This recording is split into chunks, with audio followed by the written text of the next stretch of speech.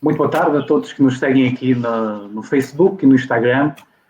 Boa tarde, Chefe Hélio. É um enorme prazer tê-lo aqui conosco. Um prazer. Eu começava por dizer que trata-se de um exercício de malvadez convidar o Chefe Hélio Loureiro para uma conversa sobre harmonização com vinho do Porto e dar-lhe apenas 30 minutos para falar sobre o tema.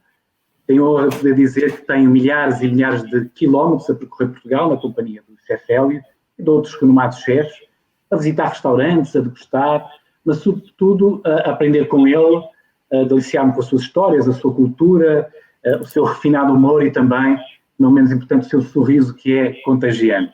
Já tive também inúmeras oportunidades de desfrutar das suas provas de amizade. Obrigado, chefe, por ser meu amigo. Feito este registro de interesse, eu tenho também aqui uma tarefa que não é menos difícil ou menos fácil, que é resumir o seu currículo no minuto. Vamos a isso. O chefe Hélio Loureiro nasceu no Porto, é um homem de causas ligado a uma intervenção ativa na sociedade, é católico, monárquico por convicção e não por tradição, como gosta de referir, e é um portuense defensor da sua terra. Chefe de cozinha há mais de 30 anos, gastrónomo, investigador nas artes de cozinha, com uma forte ligação ao mundo dos vinhos, com mais de 20 livros de gastronomia e não só editados, apresentador de programas de televisão. Destacaria aqui também a participação em concursos nacionais e internacionais e, de entre eles, o maior concurso de gastronomia e vinhos que se realiza em Portugal, o Gastronomia com Vinho do Porto, que é organizado pelo IVDP, e que o chefe Hélio foi um dos seus principais mentores e presidente de júri durante muitos anos.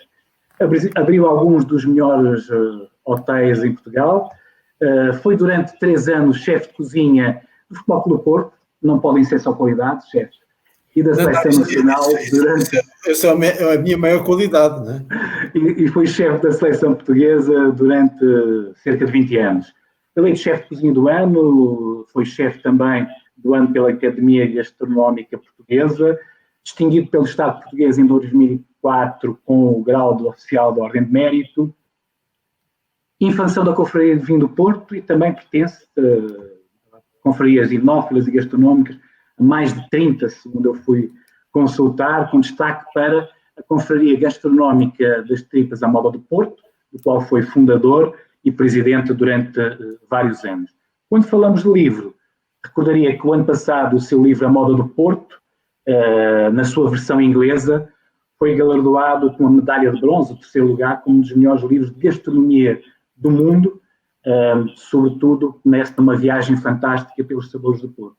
E é justamente de livros que eu gostaria de passar a palavra ao chefe Hélio, falando naquele que é Receitas para Vinho do Porto, uma obra editada pelo Instituto dos Vinhos do Douro e Porto, em 1999, que teve o chefe Hélio como seu autor, teve a colaboração também de personalidades como o João Nicolau de Almeida, o chefe Miguel Castro Silva e o já falecido Alfredo Évias e Mendes Isabel.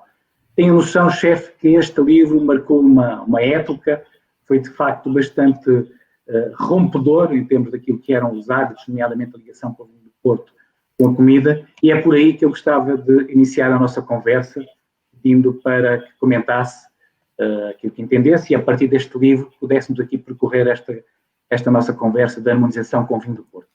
Já muito obrigado pelo convite, que é sempre muito, muito interessante falar, não só consigo, mas sobre o vinho do Porto, que me é tão caro. E é verdade que em 98, 99 surgiu a ideia de fazer um livro que provocasse o setor e que provocasse as pessoas, que fosse mesmo provocador. E isso provocou, de facto, muitas críticas negativas, positivas, mas muitas negativas. Eu entendo muito bem porquê, porque combinar vinho do Porto com sardinhas ou vinho do Porto com lagosta, lembro da altura que alguém disse, bem, com sardinha ainda vá que não vá, agora com lagosta, isso é que pensava. Mas na altura o que era mesmo importante é que as pessoas começassem a olhar para o vinho do Porto como um vinho para refeição e não um vinho só para queijos ou um vinho só para sobremesas. Porque até aí o vinho do Porto era só... Bem, havia preciso que se diga também uma coisa que é verdade, havia uma publicidade ao vinho do Porto feita pelo IVDP na altura que era fabulosa, que era um bar havia uma personagem que entrava nesse bar e dizia assim: apetecia-me vinho do Porto, mas hoje não é Natal. Vou fazer de conta que é Natal. Eu havia vinho do Porto. Isto era exatamente o contrário daquilo que eu sempre pensei. Ou seja, o vinho do Porto não é só para Natal, não é só para ocasiões especiais, mas é um vinho do Porto. O vinho do Porto é um vinho que deve ser recorrente e corrente na casa, pelo menos os portugueses, pelo menos na casa das pessoas do Porto, e por isso não fazia sentido nenhum que isto fosse só pontual ou que fosse só para algumas ocasiões e muito menos só para alguns pratos mais como os queijos ou algumas sobremesas. E que nós começássemos a explorar outros campos, como por exemplo as entradas, como o foie gras, porque abandonarmos um bocadinho a ideia do sauternes com o foie gras, começarmos a usar também vinho do Porto, brancos velhos com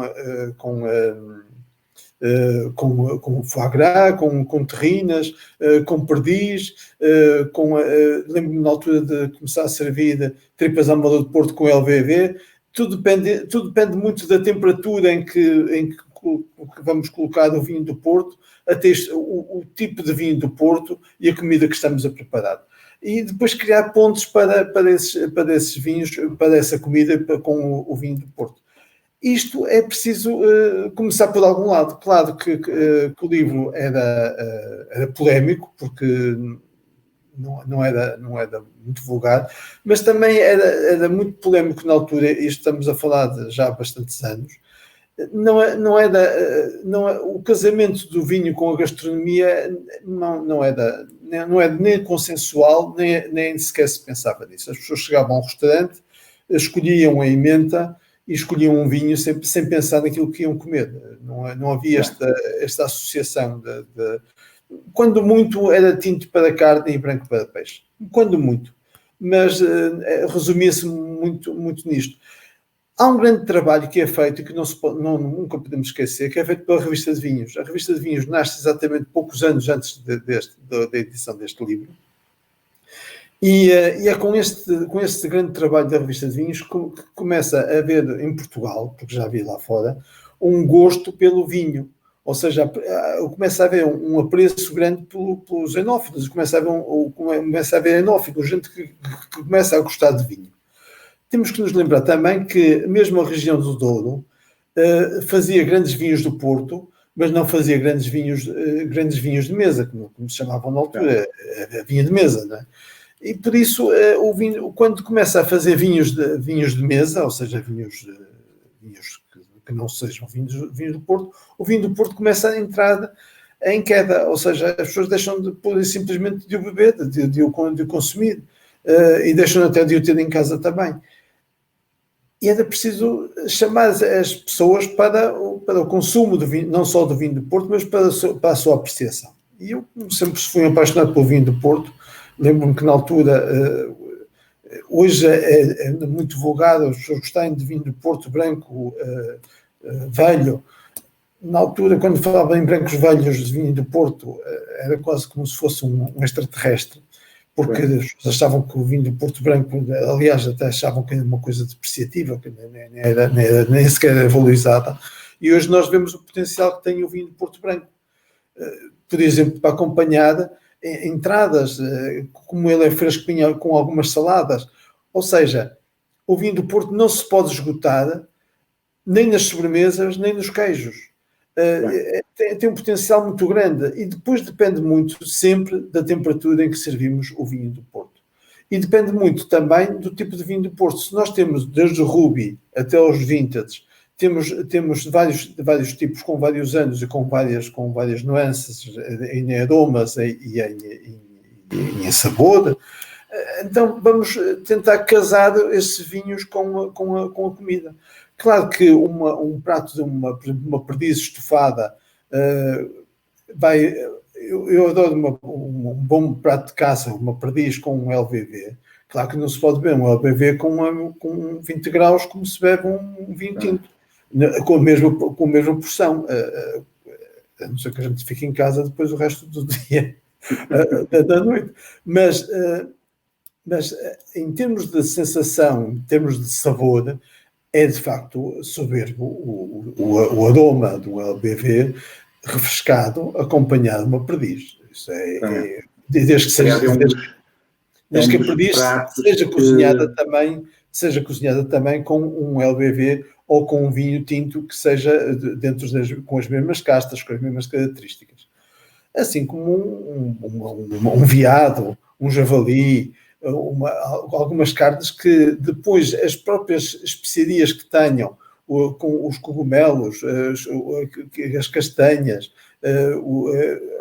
aquilo que normalmente nós vamos encontrar como aromas no vinho do Porto se encontrem nesses pratos. Chefe, eu normalmente costumo dizer que a harmonização não é uma ciência. Trata-se aqui, nomeadamente de comida e vinho, de uma busca do equilíbrio. Tem a ver com o vinho, tem a ver com o prato, mas também tem a ver com nós próprios. Ou seja, se na parte do vinho temos que ver as castas, as colheitas, a região, a temperatura, como bem referiu, o próprio serviço, naquilo que tem a ver com o prato, as formas de opção da comida, como é a cozedura, as temperaturas, os temperos, que ainda há pouco também referiu, até a mesma complexidade do prato. Podemos ter pratos simples, mas que têm uma intensidade de sabor muito grande, mas também com nós próprios. Vai depender da companhia, do lugar onde estamos, da hora do dia, da nossa disposição e até mesmo do nosso estado psicológico. E, portanto, muitas vezes não se consegue colocar no meio disto tudo uma ordem no caos, não é? E eu acho que o vinho do Porto, e hoje, como tínhamos começado, a ideia não era falar aqui do vinho do Porto nestes momentos que referiu, com queijos ou com sobremesas. Quando nós queremos começar uma refeição, se começarmos uma refeição com vinho que já tem 20% de volume de álcool, para acompanhar, por exemplo, um aperitivo, será que nós vamos prejudicar o resto da refeição por tomarmos uma bebida mais alcoólica, como o vinho do Porto, acompanhar um aperitivo ou uma entrada? Essa pergunta é uma pergunta que é colocada muitas vezes, não quer dizer que a sua pergunta seja vulgar. Mas a questão aqui é que quando me colocam essa pergunta, digo sempre, bem, então as pessoas que bebem um gin tónico antes da refeição já estão, já terminaram com a refeição, não cabo dela, ou beber um whisky com gelo, já terminaram a refeição. Não, a questão aqui tudo depende do peso, quanto em medida com que nós bebemos. Claro que um vinho do Porto que tem 20 graus,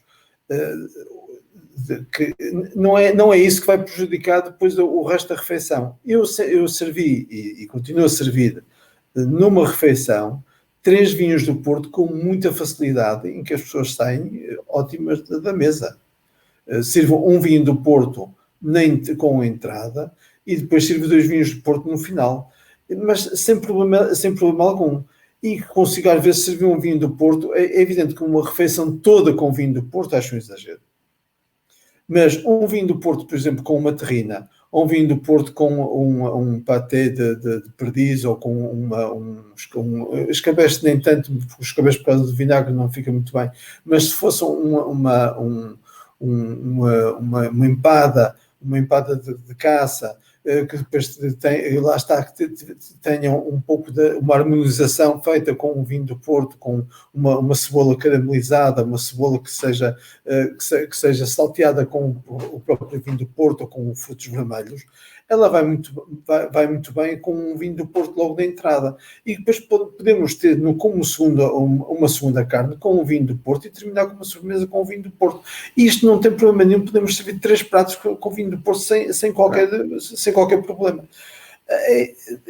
Criamos estas ideias que às vezes que é muito alcoólico. Já vinhos com 16 graus e que nós os bebemos com 14, não é por aí, tudo depende da quantidade. E aquilo que nos sabe bem. E isto aqui é o mais importante, que é aquilo que dizia, que o mais importante de tudo é a companhia. Primeiro é saber-nos bem. Depois é a companhia. Eu passo a vida a dizer isto, e canso-me de dizer, mas não me canso de dizer, mas às vezes posso incomodar as pessoas de dizer tantas vezes que comer em português significa estar na companhia de alguém. A repetição é estar na companhia de alguém. Eu não tenho memória de comer sozinho e lembrar-me da refeição. Não me lembro de estar de comer um cozido à portuguesa fabuloso sozinho. Ou de comer um foie gras fantástico com vinho do Porto sozinho. Não me lembro. Todas as memórias que nós temos de mesa é sempre na companhia de alguém. Aliás, nós começamos sempre a frase: eu estava com e comi uma feijoada fantástica, ou comi um linguado fabuloso, ou comi uma caldeirada fabulosa.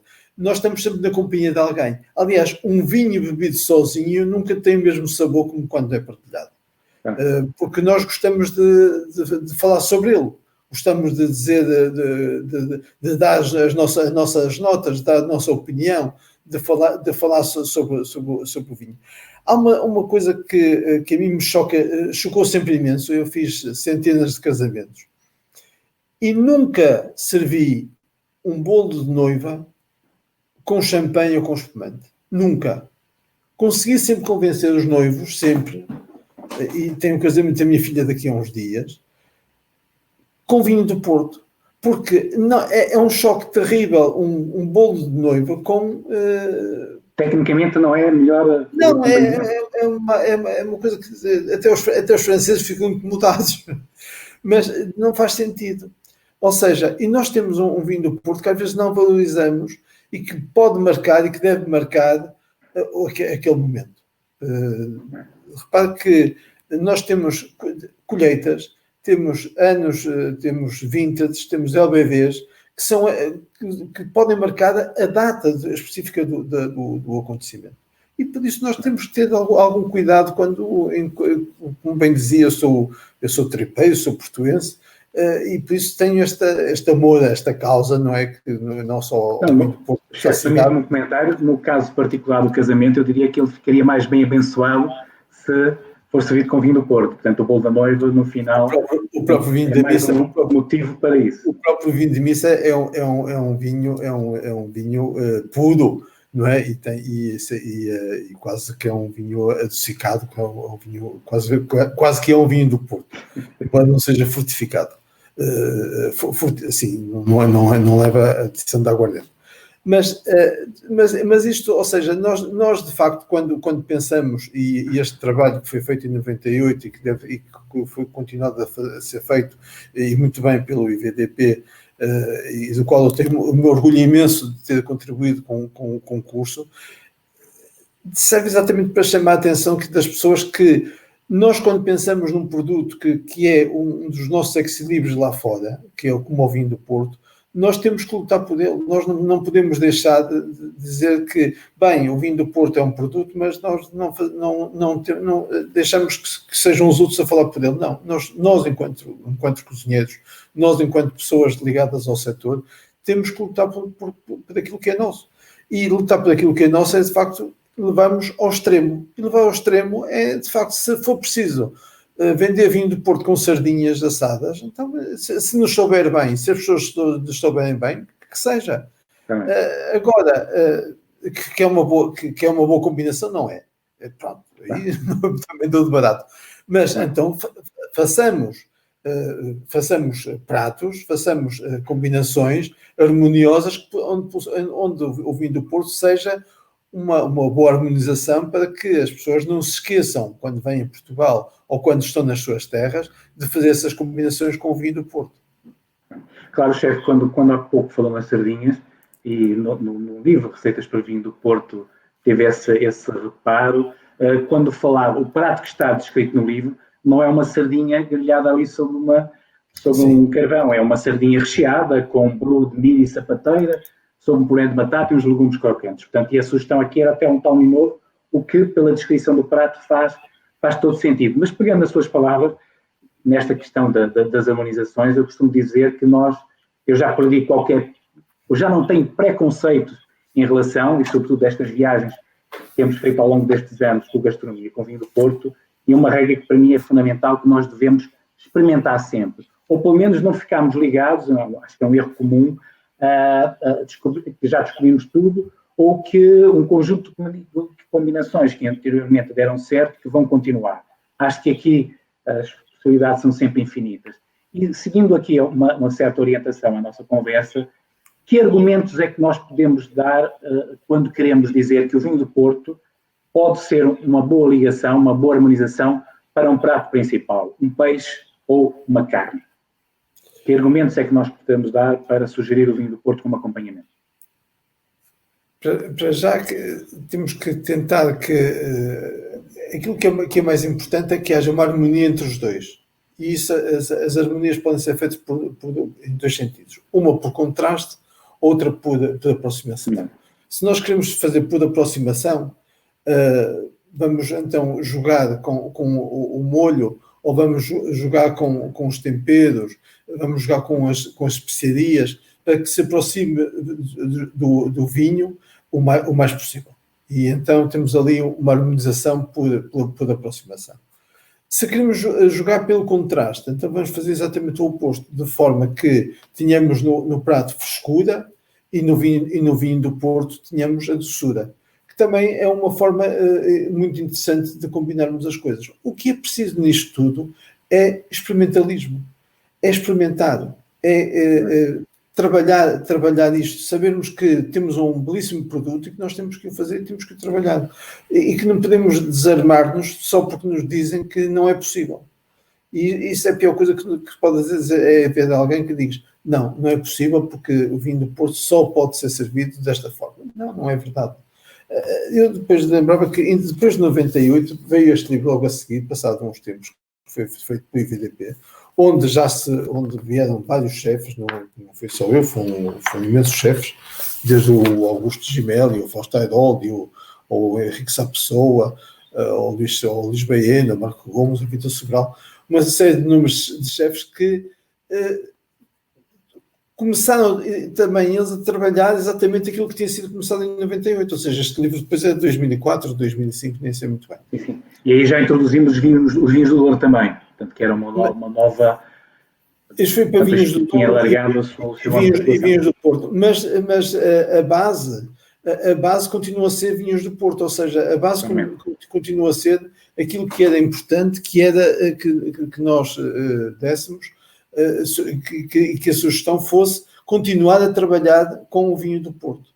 E numa altura em que nós sabemos que o vinho do Porto tem altos e baixos, há momentos em que fica mais exposto e fica mais na moda e outros momentos em que deixa de estar na moda, compete-nos a nós criar esta empatia com as pessoas para que eles experimentem, façam experiências e que em casa deixem de ter as garrafas guardadas na prateleira e comecem a usá-lo e comecem a refrescá-lo, sobretudo primeiro tê-lo no frigorífico, que é o primeiro passo.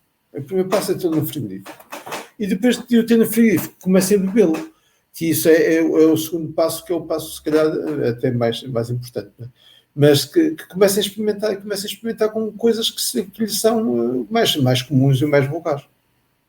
Não, acho que a questão já foi tema das nossas conversas, portanto a questão da temperatura, porque quanto mais elevada a temperatura, nós também aumentamos a sensação de doçura, nomeadamente nos pratos que são mais doces, nas sobremesas, e quando ela é mais baixa também temos de sempre ter a noção que menor é a sensação também da acidez, portanto há que haver aqui um equilíbrio. E esse, de facto, um dos elementos que não tem servido para a divulgação do vinho do Porto, em termos de serviço, é de facto a chave mestra é, como dizem bem, a temperatura. Portanto, há que baixar sem medo. Ainda na última edição do concurso de gastronomia com vinho do Porto, não sei se o chefe estávamos a acompanhar, fomos ao Algarve e um dos pratos que nos foi apresentado como entrada era uma sopa fria em que estava o vinho do Porto, era um vinho branco de idade que estava a 0 graus. Portanto, mas mesmo a 0 graus, eu desafio as pessoas a provar, quando ingerimos pelo volume, a porcentagem de volume de álcool que tem, quando metemos na boca, não tem o sabor de uma cerveja que é muito mais leve na boca. Portanto, este desafio das temperaturas é sempre muito importante, assim como o chefe já falou, dos ingredientes, os intensificadores de sabor que podemos utilizar, o sal, a pimenta, o açúcar, em determinados pratos. Em termos desta vivência... Numa altura em que se fala, por exemplo, da redução de sal, uma das coisas que inviabiliza muito o vinho do Porto com comida é o sal. Mas quando nós reduzimos o sal, estamos a potencializar o consumo de vinho do Porto com prato. O sal e a pimenta aumentam a sensação de álcool do vinho, não é? Exatamente, ou seja, podem realçar o sabor da comida, mas também aumentam e é fabuloso, por exemplo, quando nós comemos umas tripas à moda de Porto, onde reduzimos o sal e servimos com LBV, vamos encontrar todas as especiarias que são normais nas tripas à moda de Porto e vamos encontrar, e é uma combinação fabulosa. E pode parecer muito estranho, mas é de facto uma combinação ótima.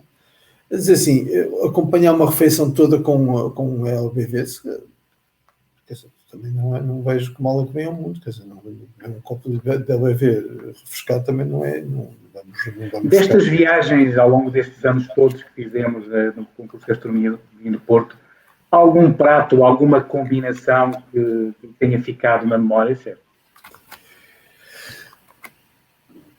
Há coisas que são muito simples e que me ficaram na memória e guardo até hoje. Uma delas foi, eu não sendo um grande apaixonado por caça, que não é das coisas que mais gosto muito de bacalhau, gosto de tudo, não é? De facto, mas há uma perdiz que foi servida uma vez no Douro, que foi cozinhada com LBV e foi servida com LBV. E aquilo era a combinação perfeita. Eu lembro-me na altura estava com o Gerd Bauer, que era o presidente das Olimpíadas Culinárias e é o presidente da WOX internacional. Sim. E estava com o Helmut Zibel, e ele diz que nunca tinha comido nada tão perfeito na vida em termos de harmonia. E de facto tudo aquilo é uma combinação perfeita, até pela temperatura com que a pessoa que era um funcionário de uma das casas de vinho do Porto tratava o vinho, não só a forma, a temperatura, a forma como tratou o vinho e a forma como tratou o perdiz. Lembro também de uma vez de um soufflé de queijo com um vinho, um tawny, porque muitas vezes nós associamos sempre os queijos mais fortes, os queijos sempre a vinhos de Porto, sobretudo LBVs, as vintas, mas era um soufflé servido com um tawny 20 anos, era fabuloso, a combinação era perfeita. Mais uma vez, depende muito do queijo, depende muito do vinho do Porto. Isto aqui depois é a combinação que se tem que fazer. Aquilo depois tinha pedacinhos de amêndoa caramelizada e dava ali um toque fabuloso ao soufflé. São essas experiências que é preciso fazer, esses cuidados que são precisos ter e que nós às vezes nos esquecemos de trabalhar. Chefe, como sabe, o concurso de gastronomia com vinho do Porto, as jornadas são bastante intensas e começamos cedo. Começamos muitas vezes às 9h30 da manhã. E, de facto, uma das minhas memórias foi num restaurante em Braga, que hoje está encerrado, às 9h30 da manhã. Foi uma alheira com grelos, servido com, na altura, os brancos de idade ainda não eram tão conhecidos. E, portanto, ele serviu um branco velho, era um branco da Casa de Santa Eufémia, feito, que na altura não tinha indicação de idade, nem tinha colheita, portanto era um veriolo da Casa de Santa Eufémia, a uma temperatura irrepreensível. Aquilo, portanto, uma alheira, grelos e 20 anos, fresca às 9h30 da manhã, foi de facto um dos pratos que tenho na minha memória. E aproveitava também para recordar que outro dia ali uma entrevista sua que também falava nisso, esta questão de experimentar sempre. O chefe recordava, o nosso amigo chefe Helmut Zibel, que sempre quando queria experimentar um prato, gostava de ter uma opinião que fosse sincera e honesta, ele dava a provar os pratos às senhoras da Copa, que eu tinha certeza que quando elas provassem iam dizer que realmente não iam esconder a sua opinião. Portanto, ele contava sempre essa história e quando algum prato que ele quisesse lançar a diferença, as primeiras a provar eram as senhoras da Copa do hotel, porque eu tinha absoluta certeza que elas iam dar uma palavra sincera e honesta sobre aquela sua criação. Mas a verdade é que normalmente as pessoas não são sinceras. Normalmente as pessoas são simpáticas e gostam muito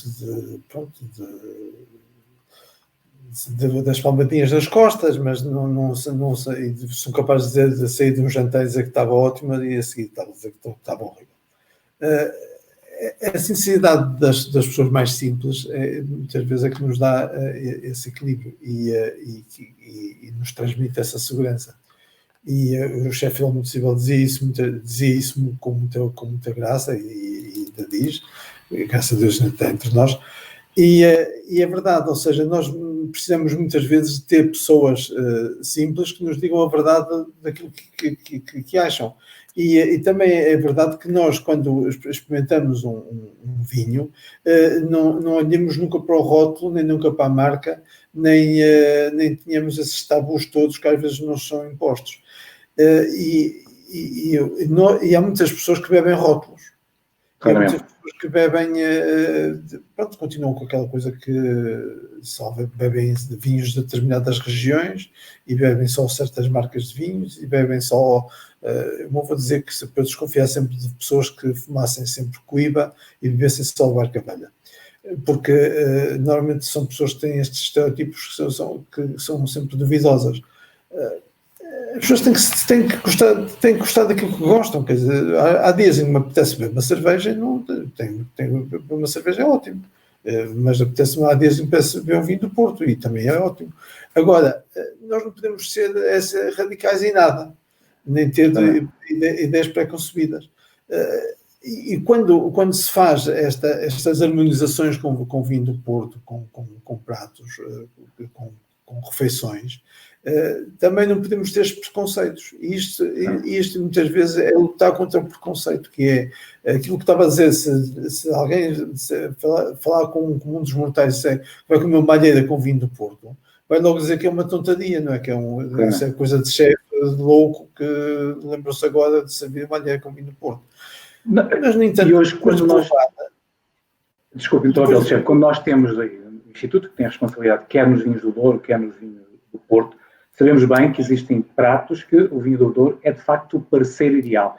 Mas aquilo que muitas vezes eu, em comunicação, não só com alguns profissionais e também com os amigos em minha casa, é esta versatilidade que o vinho do Porto de poder ser servido a copo, de poder desfrutar de uma iguaria com um copo de vinho do Porto, não é?